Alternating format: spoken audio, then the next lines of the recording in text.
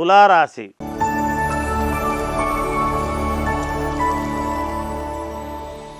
చిత్తా నక్షత్రము 3-4 పాదాలు, స్వాతి నక్షత్రము 4 పాదాలు, విశాఖ నక్షత్రం 1-2-3 పాదాలు కలిపితే తులారాశి అవుతుంది. ఆదాయము 2, వ్యయం 8, రాజపూజ్యత 1, అగౌరవము 5.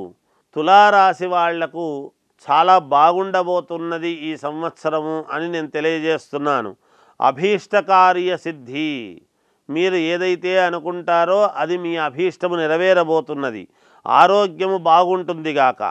సాహసోపేతమైనటువంటి నిర్ణయాలు తీసుకుంటారు, సహనముతో ఉంటారు.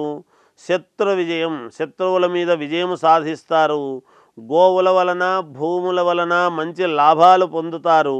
ఆకస్మిక ధనలాభము, ఉన్నట్టుండి సమయానికి మీకు అవసరానికి డబ్బు అనేటువంటిది తప్పకుండా అంది తీరుతుంది గాక.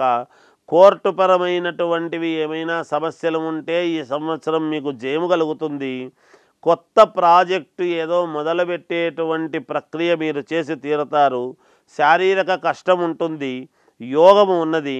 దైవ దర్శనానికి వెళ్ళటం అనేటువంటిది జరుగుతుంది. శుభకార్యాలు చేయడం లాంటివి చేస్తారు ఇంట్లో. విదేశాలకు వెళ్ళాలి అనుకునేటువంటి వాళ్ళు తప్పకుండా వెళ్ళి తీరుతారు. కొత్తగా ఉద్యోగాలు కావాలి అనుకునేటువంటి వాళ్ళు తప్పకుండా ప్రయత్నాలు చేయండి, మేలు జరుగుతుంది. విద్యార్థులకు మహాద్భుతముగా ఉన్నది. సినిమా వాళ్లకు చిన్నపాటి ఇబ్బందులు ఏవో కనపడుతూ ఉన్నాయి, జాగ్రత్త వహించండి. రాజకీయాలలో ఉండేటువంటి వాళ్లకు చాలా మంచి అద్భుతమైనటువంటి దశ ఉన్నది. ఏది ఏమైనా వ్యక్తిగతమైనటువంటి జాతకాలను చూసుకొని ముందుకు వెళితే మీకు మేలు జరుగుతుంది. జయోస్తు.